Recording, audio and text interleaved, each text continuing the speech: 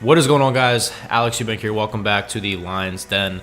I'm not even going to call this a podcast anymore. This is Alex Eubank's religious, motivational, faith-based channel. I don't know. Anyways, I know I haven't uploaded in a minute. Apologize for that. We're going to talk about that briefly. I've had a lot of stuff going on, and I think God has been showing me a lot of things recently.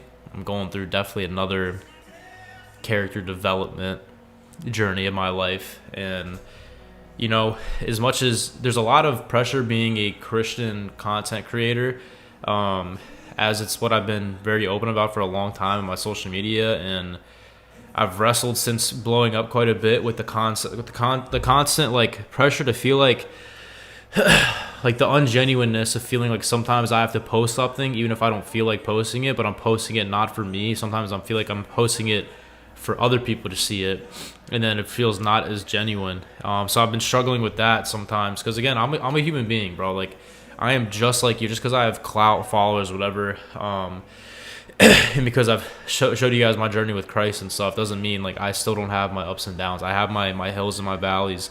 I have the times where God is, working on me and my faith, and I have times where it feels like He's far from me, And I've definitely been going through one of those seasons in my life, but every single time you go through a storm, there's always something better on the other side of it. And there's always something that God is working on within you. Everything happens for a reason. And there's always something good that you can take out of each and every situation, no matter how dark or bad it may seem at the time that you're going through it. Also, I hope you don't hear this music in the background that I'm playing, bro. Elevation Worship dropped this song called Runnin' with Brandon Lake about a month ago, and I've been playing it so much recently. It's so good. So honestly, to jump right into it. So if you guys knew us, me and the Trent twins, best friends, still are best friends. They had to move out of the crib a little while ago due to certain circumstances that involved like our landlord. I don't know if I'm allowed to speak about it specifically, but just had to something with like the dog. I talked about it briefly on other platforms. I don't know if I'm allowed to even talk that much about it. It's just they chose to go back home because the landlord, we weren't allowed to have a dog here basically, and so that was causing some issues. And then I went through a breakup, which I'm perfect. I'm like fine over. I don't think I'm down bad or nothing. And that's me speaking of my ego. You gotta let your ego die, bro. I've been learning that. I want to start reading this book called Ego is the Enemy by Ryan Holiday. It's like a Stoic based book. Because I think a lot of people struggle with having an ego, and me even just saying like I'm not pressed over that is me like having an ego, thinking that people are gonna think of some type of way if I say that I'm pressed because I went through a breakup or because my best friends moved out, whatnot. But what I've been going through a time in my life where I was, being in this big house and whatnot, being alone and feeling. I mean, I grew up alone. I grew up like only child. Parents weren't home like all the time. Like my dad worked quite a bit. So I definitely like, in terms of people around my own age, all I really did was like play video games, go to the gym. So I definitely didn't have like siblings to talk to, relate to. So I'm used to being like alone in that aspect of like in my own head, and just not being able to like tell that to other people. It's always hard for me to open up. I think because I didn't have like the siblings and stuff growing up. So it's just went through a period where I was every day with people. I went from a period of my life where I didn't have anybody really throughout the day to being with people every single day for a long period of time to again being like alone for a little bit. And I think that was like making me feel kind of weird and just felt unnormal. But anyways, I'm feeling a lot better over that now. This was like probably going through this is like over a month ago when I was feeling weird on the whole being alone thing. But I'm doing a lot better with that now.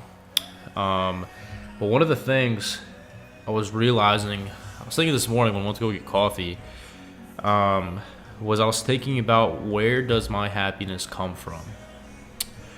As a Christian, it talks about the fruit of the Spirit in the Bible, which I'm going to pull up real quick. Galatians 5:22-23, but the fruit of the Spirit is love, joy, peace, patience, kindness, goodness, faithfulness, gentleness, self-control.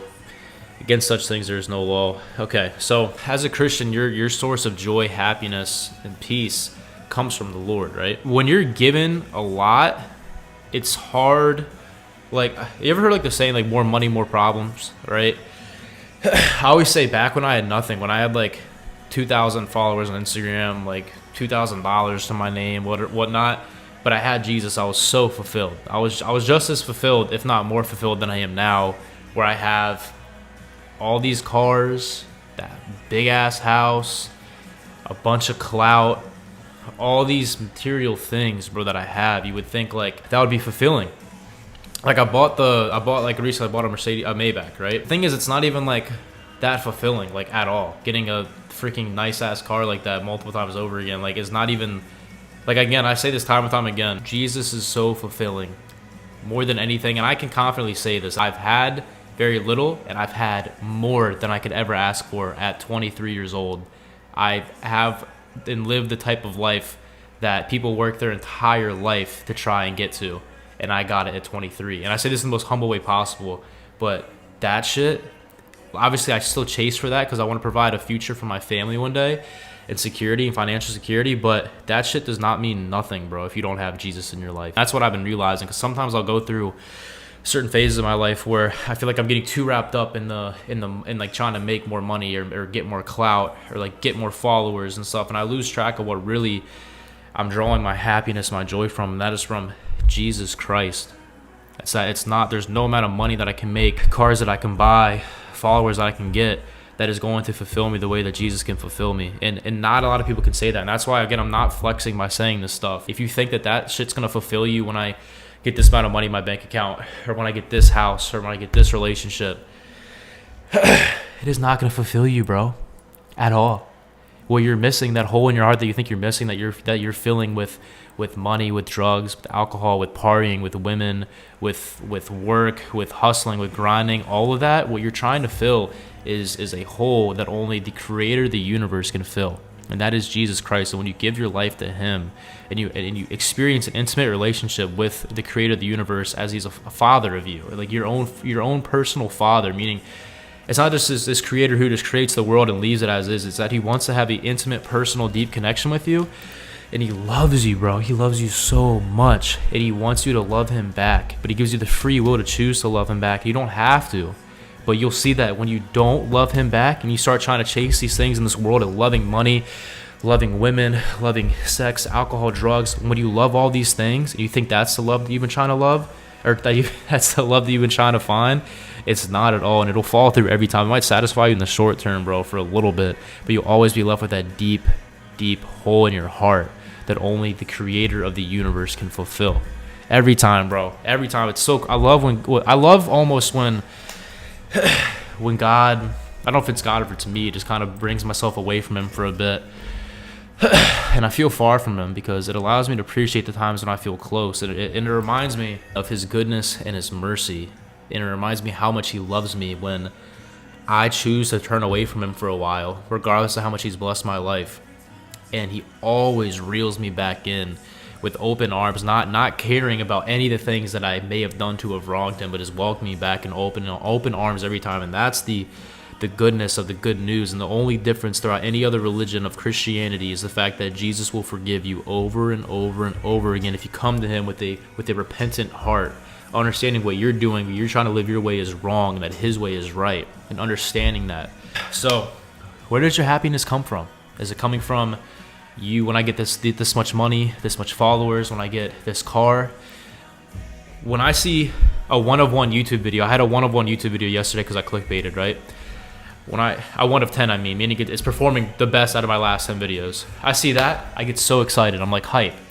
But then I'm like, why is my happiness coming from this? Why don't I get this excited when I go to open up the Bible, or when I read a Bible verse, or when I worship, or when I listen to a worship song? Why don't I get excited when I do that, but I get this excited from a worldly thing? And like I thought about that today, and that's really checking me, telling me like, where am I actually getting my happiness from?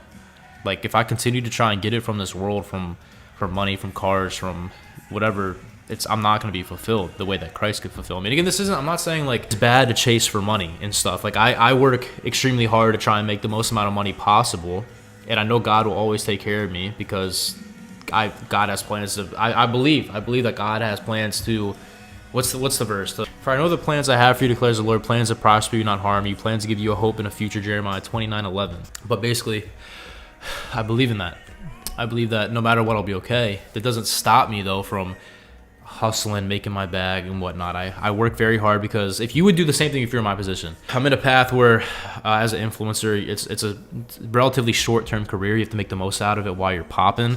So that's why you guys see me doing so many different things, so many different sponsors, working on this Discord, doing every single thing that I can, because it's going to give me financial freedom. It's going to allow me to provide for a family one day, once I'm ready to have one, to be able to give them the life that I want to give them, to be able to put food on their table, to be able to take them on vacations. I don't know who they are yet, but I'm doing this all for them. At the end of the day, obviously I have fun enjoying along the way. I get like a nice car here and there, but I have my finances in check. I have advisors and everything, so I don't make any decision out of ill will unless it's willing to help the business in some type of way. And sometimes that might involve me getting a nice car. It makes you look like a certain person. It can attract things. For this reason of the recent car that I got, big old tax write-off. So if you want to learn more about that, you can join the Discord that we're going to be launching here soon. Check it out. I'm not saying it's bad to work hard on those things. I'm saying when you make that your God, and that's what I think God is teaching me now, is that if I make this my God, of this whole aspect of chasing after things, of like money, clout, followers, whatever, that it's probably not going to work the way that I want to. I found the most success in life when I put God first, and I still work hard on everything else, but I give it to God and say, you do with this as you will. If God, let this drop be successful for Elysium, please. But if it is not in your will for that to happen, let it be so. And give me the peace to be okay with that. When I put it in God's hands and take it out of my own, not only does that make me it lifts a bunch of burdens and stress off my shoulders, but it's what you're supposed to do as a Christian. You cannot be your own God in this world. You can grind your ass off, work hard, make all this money, but humble yourself before the Lord and watch your entire life change. If you don't believe that blessings and prosperity, like I'm not trying to preach prosperity gospel to you. I'm not telling you that, but I do genuinely believe that when you give it to God genuinely, if it is in His will, you will be blessed. You will live in a prosperous life. Whether it's with money or with joy, with happiness. You don't need money, though, to be joyful, I'm telling you. Because I've been with it and I've been without it, and I've been joyful both times. So, next thing. Do I believe it, or do I just say that I believe it? Something I feel like God was speaking to me recently. I feel like a lot of us will memorize or say these Bible verses and or go to church on Sunday or listen to worship music and sing it. But do we actually believe the things that we're reading or saying? Right? Like when I read here, let me go to, it's in 1 Peter 5-9 for the first part. Through faith you are being protected by God's power for a salvation that is ready to be revealed at the end of this era. You greatly rejoice in this, even though you have to suffer various kinds of trials for a little while, so that your genuine faith, which is more valuable than gold that perishes when tested by fire, may result in praise, glory, and honor when Jesus the Messiah is revealed. Though you have not seen him, you love him. Yet even though you do not see him now, you believe in him and rejoice with an indescribable and glorious joy, because you are receiving the goal of your faith, the salvation of your souls. Now, when I read this, right, your genuine faith, which is more valuable than gold that perishes when tested by fire. There's so many times I'll read the Bible, I'll read a verse, I feel like, oh yeah, like amen. But like, do I actually believe this? That my faith is more genuine and more valuable than gold that perishes when tested by fire? Do I actually believe in Jesus like this much? Though you have not seen him, you love him. And even though you do not see him now, you believe in him and rejoice with an indescribable and glorious joy. Do I do that? Do I rejoice with that type of joy with Jesus? Do I? Sometimes I think I don't. Because I was reading this verse and I was like thinking that like when I read these things, so many times I like won't think much. I'll be like, amen, cool. Or like when like I read some fire word and I'm like, that sounds so dope. Though I walk through the valley of the shadow of darkness, I shall, like that. Like, do I actually believe that God is there with me when I'm in the valley? Or do I just say it to like convince myself to believe it? The Lord is my shepherd. When I say these things, do I actually believe it?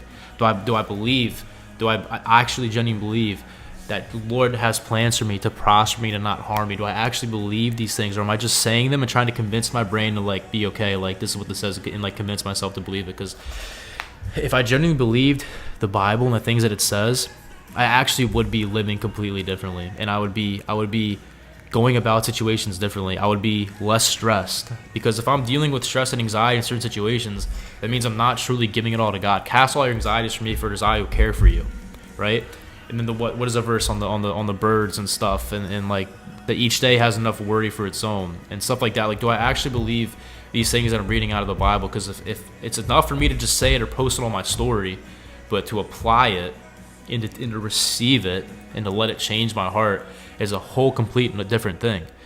So what good is reading the Bible or going to church or worshiping if it isn't actually genuine? And then how do you know if it is genuine, right? I think you'll know through your actions in life, and you'll know on how you respond to certain situations.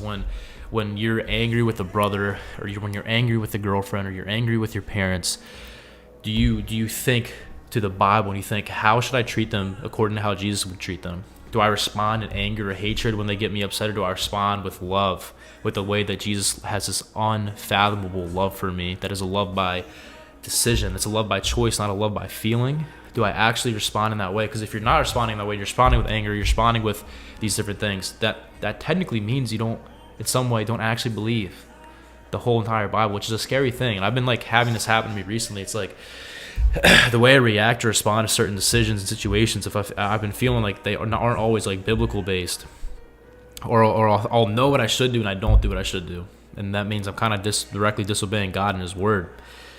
So I think it's a good question to all ask ourselves, is when I read the Bible, actively ask yourself, do I believe this?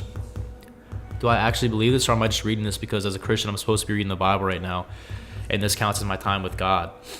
Rather than take that verse that you're reading, apply it to your life and receive it, and genuinely tell yourself, I believe this because I believe the Bible is the direct word of God, and whatever this says, I'm going to receive it, I'm going to believe it. And how do you know that you believe it?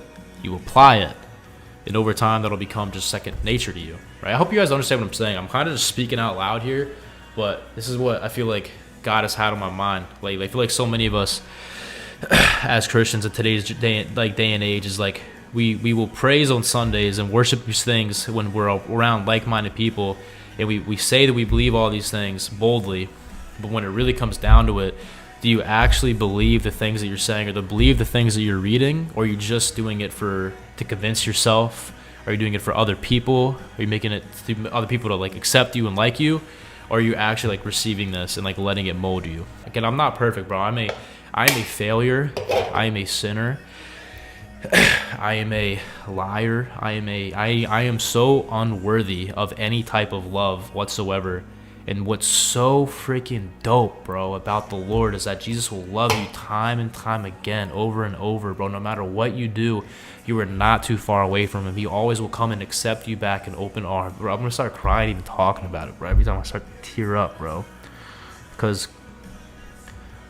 I know, bro, like how unworthy I am, bro. And I know I do things so much that is like so undeserving, bro, of like being loved.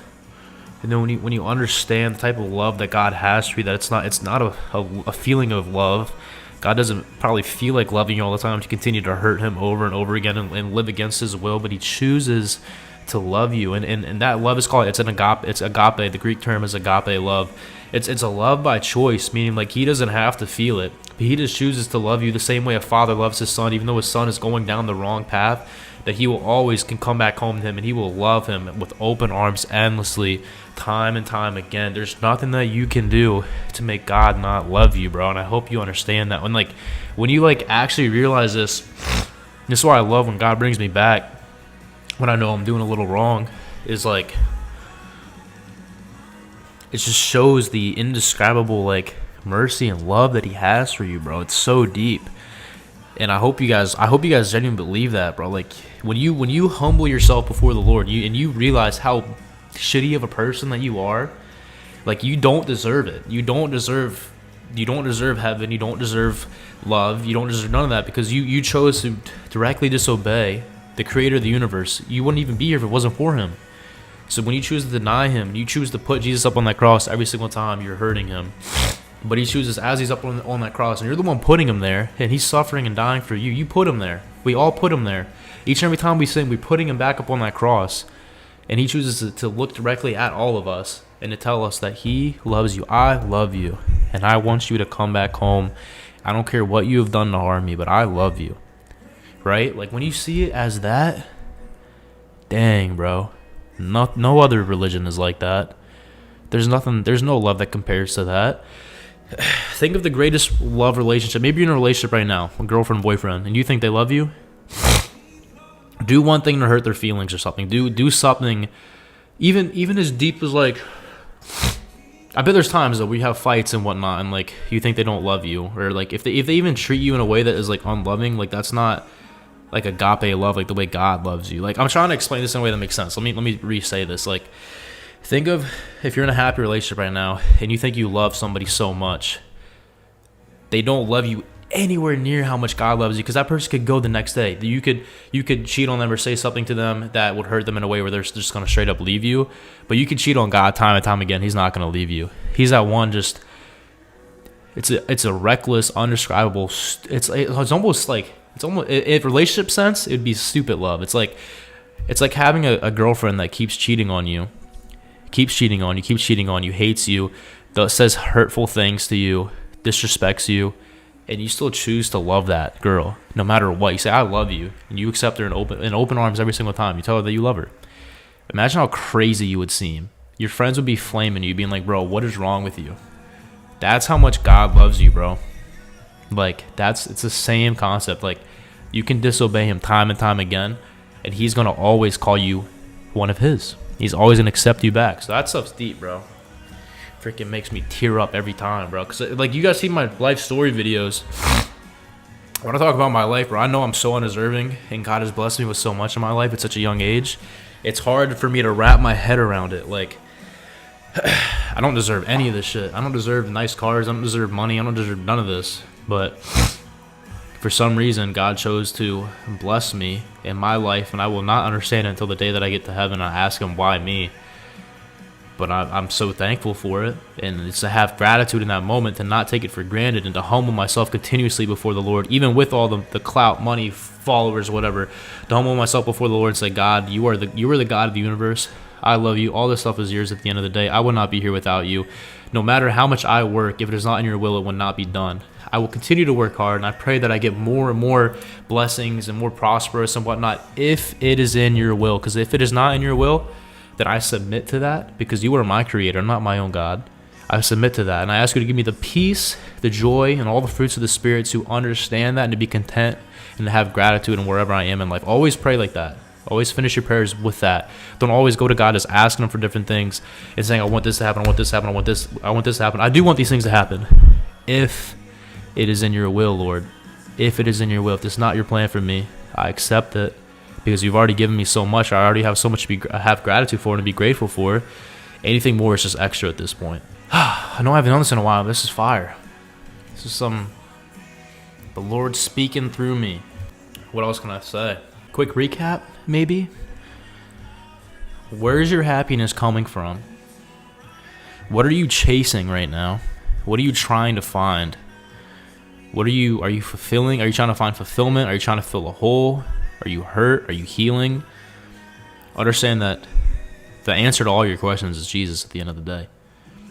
It's cool to do other things, so you can work on a business, try and make more money, try and get that promotion, try and finish school, try and get more followers, try and do all that stuff. That's perfectly fine and okay.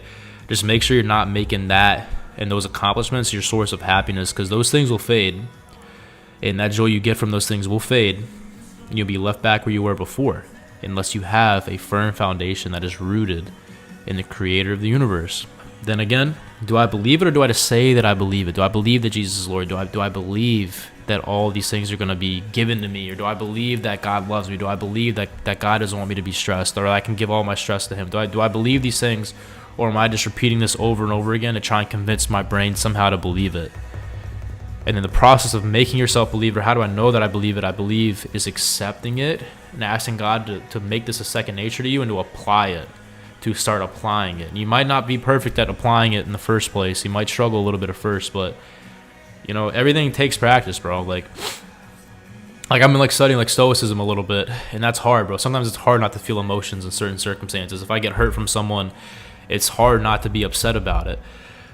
But when you practice and you create these different neural pathways in your brain to think of something positive when something negative happens, it will over time become second nature. And it's just how it works. You do something over and over again, it gets easier to do it the second time, then the third time, then the fourth time. right? So it might seem like a little fake at first, but I promise you, you'll end up believing it the more you practice it, and the more you preach it, and the more you listen to it, and the more you feed off of it, the more it will become a part of you. Yeah, so man, gonna remind y'all, I am a follower of Jesus Christ of Nazareth, and I am not perfect at all. I'm far. You shouldn't even take everything I say with a grain of salt.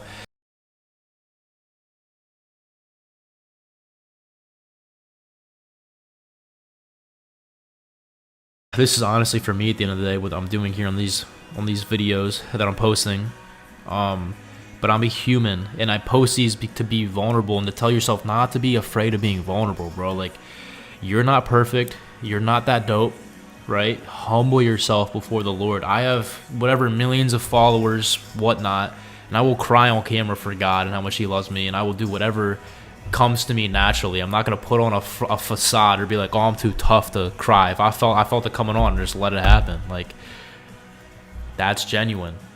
Oh, and everything I love is genuine, right? And it's key to be vulnerable and to not. I'm sorry to curse, bro. I'm still working on it, but not give a shit what people think.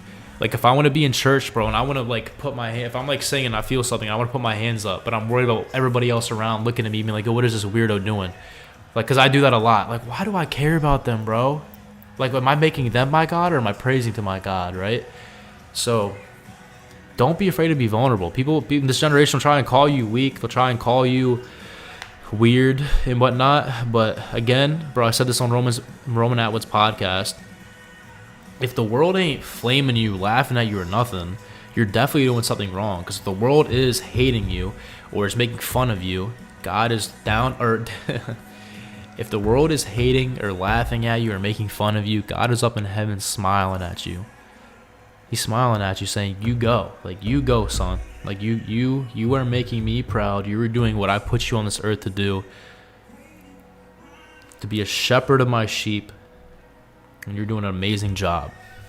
All right? Would you rather hear that from God, or would you rather hear on Judgment Day or whatnot? I wanted to bless you with so many things, but the little things that I tried to bless you with or to make you a shepherd of, you couldn't shepherd correctly. You were too worried about other people's opinions. You were too worried about making other people and other things your God instead of me. Therefore, I couldn't bless you with more. I couldn't give you more. Or would you rather, again, see, like, I genuinely believe that God has given me so many things because I did a pretty good job with the little things that He gave me at first. I always put God first. Social media, my platform, I always try to make Him the forefront, because I already, like, when I wanted to, like, off myself and stuff, I told myself, like, everything after that was, like, extra in life. So any extra time, money, followers, like, impact, like, that all was, like, extra, because, like, my life would have been shit. Either I would have been scared to off myself and didn't do it, but I like, talked about it a lot, or I would have just, like, let that consume me and lived a miserable ass, depressed life. So thank you, Jesus, for saving my life. Hope He can save yours too.